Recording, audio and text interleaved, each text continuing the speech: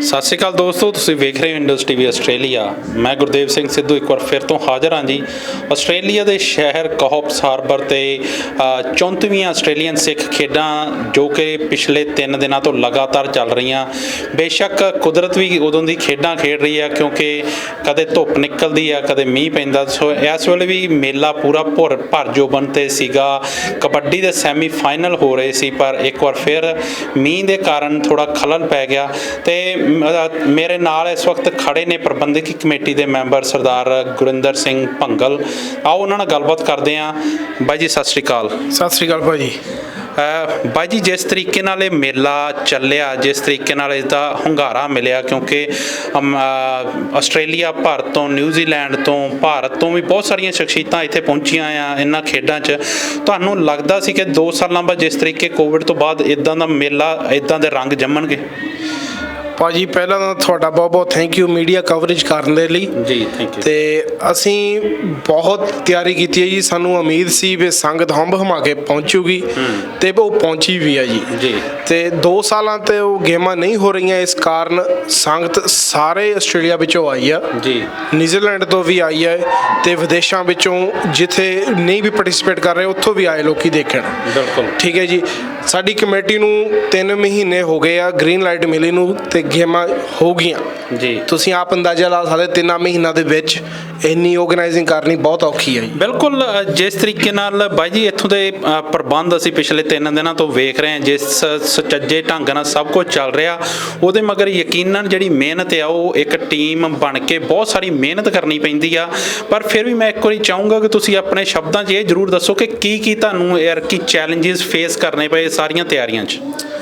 ਹਾਂਜੀ ਭਾਜੀ, ਪਹਿਲੀ ਗੱਲ ਤਾਂ ਸਾਨੂੰ ਆਹ ਲੋਕੇਸ਼ਨ ਮਿਲੀ ਆ। ਸਾਡੇ ਬਹੁਤ ਮੀਟਿੰਗਾਂ ਹੋਈਆਂ ਕਾਉਂਸਲ ਦੇ ਨਾਲ ਜੀ। ਮੈਂ ਖੁਦ ਕੰਮ ਕਰਦਾ ਕੌਪਸ ਹਾਰਬਰ ਸਿਟੀ ਕਾਉਂਸਲ 'ਚ ਤੇ ਉਹ ਕੰਟੈਕਟ ਜਿਹੜੇ ਬਣੇ ਹੋਆ ਉਹਨਾਂ ਦੇ ਨਾਲ ਅਸੀਂ ਮੀਟਿੰਗਾਂ ਕਾਫੀ ਕੀਤੀਆਂ ਤੇ ਸਾਨੂੰ ਪਰਮਿਸ਼ਨ ਮਿਲੀ ਆ ਵੀ ਇੰਟਰਨੈਸ਼ਨਲ ਗਰਾਊਂਡ ਦੇ ਕਬੱਡੀ ਕਰਾਉਣ ਦੀ ਜੀ। ਇਹ ਖੁਦ ਇੱਕ ਬਹੁਤ ਵੱਡੀ ਗੱਲ ਆ ਵੀ ਇਸ ਲੈਵਲ ਦੇ ਗਰਾਊਂਡ ਦੇ ਵਿੱਚ ਅਸੀਂ ਕਬੱਡੀ ਖੇਲ ਰਹੇ ਹਾਂ।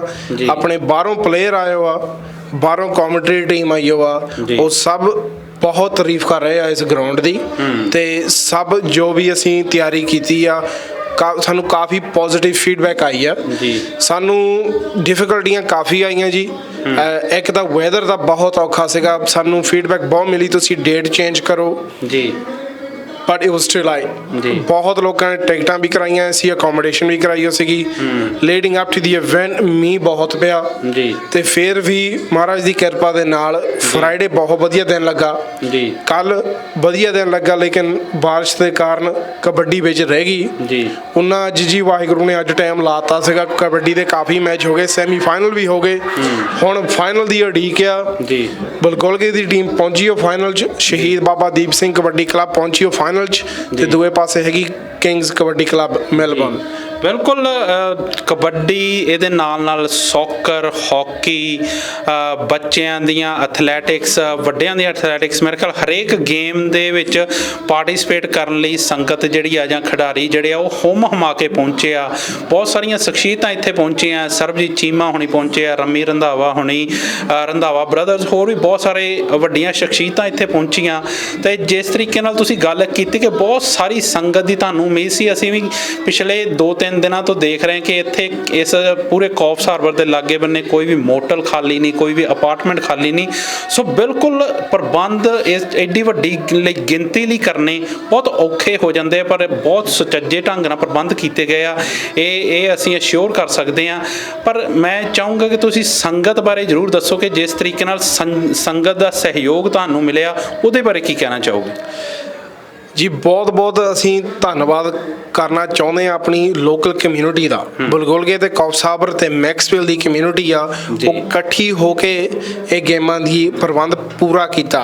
ਆਪਣੀ ਮਾਵਾਂ ਭੈਣਾਂ ਨੇ, ਸਾਰਿਆਂ ਨੇ, ਬੀਬੀਆਂ ਨੇ ਹੰਬ ਹਮਾ ਕੇ ਕੁਕਿੰਗ ਦੀ ਇੰਨੀ ਸੇਵਾ ਕੀਤੀ। ਸਵੇਰੇ ਸਾਜਰੇ ਉੱਠ ਕੇ ਜੀ, ਲੰਚ ਟਾਈਮ ਰਾਤ ਤਾਈਂ ਸੇਵਾ ਚੱਲੀ ਗੁਰਦੁਆਰੇ ਸਾਹਿਬ ਜੀ। ਇੱਕ ਅਸੀਂ ਬਹੁਤ ਬਹੁਤ ਧੰਨਵਾਦ ਹਾਂ ਬੇਦੀ ਪਰਿਵਾਰ ਦਾ ਜਿਹਨੇ ਲੰਗਰ ਦੀ ਸੇਵਾ ਕੀਤੀ, ਬਾਠਲਾ ਗਰੁੱਪ ਜਿਹਨੇ ਪਾਣੀ ਦੀ ਸੇਵਾ ਕੀਤੀ। ਬਹੁਤ ਪ੍ਰਬੰਧ ਵਧੀਆ ਬਣਿਆ। ਅਸੀਂ ਮਾਰਕੀਆਂ ਲਾਈਆਂ ਆ ਲੰਗਰ ਦੇ ਲਈ ਤੇ ਮੀਂਹ ਪਿਆ ਆਪਣੀ ਸੰਗਤ ਲੰਗਰ ਵੱਲ ਨੂੰ ਚੱਲ ਜਾਂਦੀ। ਬ੍ਰੈਡ ਪਕੌੜਿਆਂ ਦਾ ਡਿਸੀਜਨ ਜੋ ਸੀਗਾ ਉਹ ਵੀ ਬਹੁਤ ਲੇਟ ਬਣਿਆ। ਉਹ ਬ੍ਰੈਡ ਪਕੌੜਾ ਤੁਸੀਂ ਦੇਖਿਆ ਹੋਣਾ, ਤੁਸੀਂ ਵੀ ਕਾਫੀ ਸਿੱਖ ਗੇਮਾਂ ਤੇ ਗਏ ਆ, ਉਹ ਨਹੀਂ ਬਹੁਤ ਔਖੀ ਹੈ ਜੀ ਤਿਆਰੀ ਕਰਨ ਦੀ ਜੀ।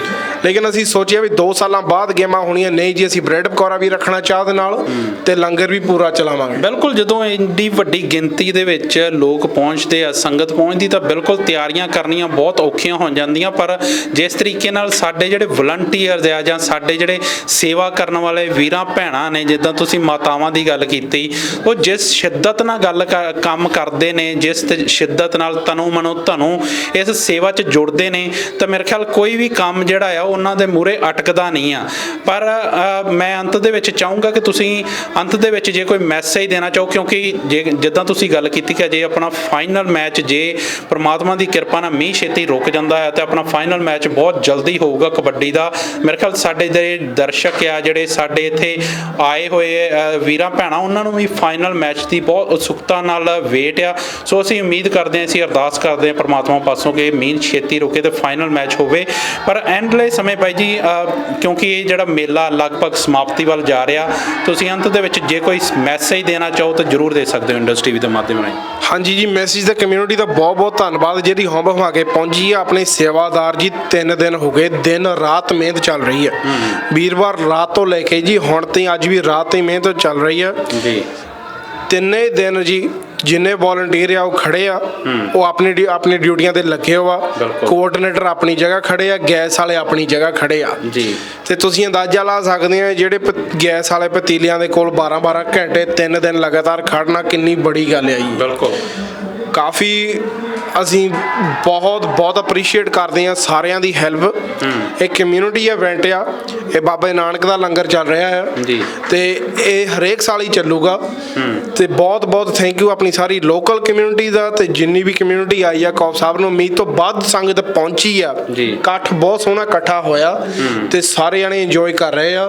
ਤੇ ਮੈਂ ਇੰਡੋਸ ਟੀਵੀ ਦਾ ਬਹੁਤ ਥੈਂਕ ਯੂ ਕਰਨਾ ਚਾਹੁੰਦਾ ਵੀ ਉਹਨੇ ਪੂਰਾ ਬ੍ਰੋਡਕਾਸਟ ਕੀਤਾ, ਨਾਟ ਜਸਟ ਕਬੱਡੀ ਜੀ, even soccer, hockey, touch football, tug of war, tennis, ਸਾਰਾ ਕੁਝ ਤੁਸੀਂ ਬ੍ਰੋਡਕਾਸਟ ਕੀਤਾ। ਤੁਹਾਡਾ ਬਹੁਤ ਧੰਨਵਾਦ ਜੀ। ਤੇ ਐਡਾ ਇਵੈਂਟ ਸਪਾਂਸਰਾਂ ਤੋਂ ਬਿਨਾਂ ਜੀ ਭਾਜੀ ਅਧੂਰਾ ਰਹਿ ਜਾਂਦਾ ਜੀ। ਸਾਡੇ ਮੇਜਰ ਸਪਾਂਸਰ ਹੈ ਔਸ ਗਰੁੱਪ, $50,000 ਦਾ ਉਹਨਾਂ ਦਾ ਸਪਾਂਸਰ ਸੀਗਾ।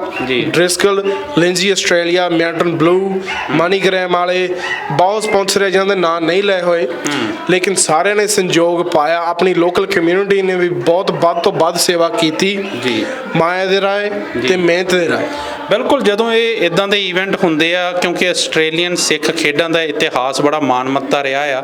ਇਹ 34ਵਾਂ ਸਾਲ ਹੈ ਤੇ ਹਰ ਸਾਲ ਇਹ ਖੇਡਾਂ ਚੜ੍ਹਦੀ ਕਲਾ ਵੱਲ ਪਿਛਲੇ ਵਾਰਾਂ ਨਾਲੋਂ ਵਧੇਰੇ ਪ੍ਰਬੰਧਾਂ ਨਾਲ ਸੁਚੱਜੇ ਢੰਗ ਨਾਲ ਕੀਤੀਆਂ ਜਾਂਦੀਆਂ। ਸੋ ਯਾਰ ਕਿ ਵੀ ਸਾਨੂੰ ਉਹੀ ਕੁਝ ਵੇਖਣ ਨੂੰ ਮਿਲਿਆ। ਤੇ ਬਿਲਕੁਲ ਜਿੱਦਾਂ ਤੁਸੀਂ ਗੱਲ ਕੀਤੀ ਕਿ ਇਹ ਸੰਗਤ ਦੇ ਸਹਿਯੋਗ ਨਾਲ ਜਾਂ ਵੀਰਾਂ ਭੈਣਾਂ ਦੇ ਸਹਿਯੋਗ ਤੋਂ ਬਿਨਾਂ ਐਡੇ ਵੱਡੇ ਇਵੈਂਟ ਨੇਪਰੇ ਚਾੜਨੇ ਬਹੁਤ ਔਖੇ ਹੁੰਦੇ ਆ। ਸੋ ਜਿਸ ਤਰੀਕੇ ਨਾਲ ਵੀ ਤੁਸੀਂ ਇਹ ਇਵੈਂਟ ਸਾਰਾ ਪ੍ਰਬੰਧ ਕੀਤਾ, ਉਹਦੇ ਲਈ ਤੁਹਾਡੇ ਆਰਗੇਨਾਈਜ਼ਰਸ ਦਾ, ਤੁਹਾਡੇ ਵਲੰਟੀਅਰਸ ਦਾ ਅਸੀਂ ਇੰਡਸ ਟੀਵੀ ਦੇ ਮਾਧਿਅਮ ਰਾਹੀਂ ਬਹੁਤ ਧੰਨਵਾਦ ਕਰਦੇ ਹਾਂ। ਤੇ ਨਾਲ ਹੀ ਧੰਨਵਾਦ ਕਰਦੇ ਹਾਂ ਇੱਥੇ ਪੁੱਜੀ ਹੋਈ ਸੰਗਤ ਦਾ, ਜਿਨ੍ਹਾਂ ਨੇ ਆਪਣੀ ਜ਼ਿੰਮੇਵਾਰੀ ਸਮਝ ਕੇ ਆਪਣੀਆਂ ਡਿਊਟੀਆਂ ਨਿਭਾਈਆਂ ਤੇ ਜਿਸ ਸੁਚੱਜੇ ਢੰਗ ਨਾਲ ਇਹ ਮੇਲਾ ਪੂਰੇ ਜੋਬਨ ਤੇ ਮਗਿਆ, ਉਹਦੇ ਲਈ ਅਸੀਂ ਬਹੁਤ ਤੁਹਾਨੂੰ ਵਧਾਈ ਦਿੰਦੇ ਹਾਂ ਬਾਈ ਜੀ। ਤੇ ਉਮੀਦ ਕਰਦੇ ਹਾਂ ਕਿ ਇਦਾਂ ਹੀ ਜਿਹੜੀਆਂ ਇੱਕ ਸਿੱਖ ਖੇਡਾਂ ਆ ਹਰ ਸਾਲ ਚੜ੍ਹਦੀ ਕਲਾ ਵੱਲ ਜਾਂਦੇ ਰਹਿਣਗੀਆਂ। ਤੁਹਾਡਾ ਇੰਡਸ ਟੀਵੀ ਤੇ ਮਾਧਿਅਮ ਤੇ ਜੁੜਨ ਲਈ ਬਹੁਤ ਧੰਨਵਾਦ। ਥੈਂਕ ਯੂ ਜੀ। ਵਾਹਿਗੁਰੂ ਜੀ ਕਾ ਖਾਲਸਾ, ਵਾਹਿਗੁਰੂ ਜੀ ਕੀ ਫਤਿਹ। ਥੈਂਕ ਯੂ ਤੁਹਾਡਾ ਬਹੁਤ। ਥੈਂਕ ਯੂ ਜੀ। ਸੋ ਬਾਈ ਜੀ, ਇਹ ਸਨ ਬਾਈ ਗੁਰਿੰਦਰ ਸਿੰਘ ਭੰਗਲ ਹੁਣੀ, ਤੇ ਤੁਸੀਂ ਜੁੜੇ ਰਹੋ ਇੰਡਸ ਟੀਵੀ ਆਸਟ੍ਰੇਲੀਆ ਦੇ ਨਾਲ। ਬਹੁਤ ਧੰਨਵਾਦ।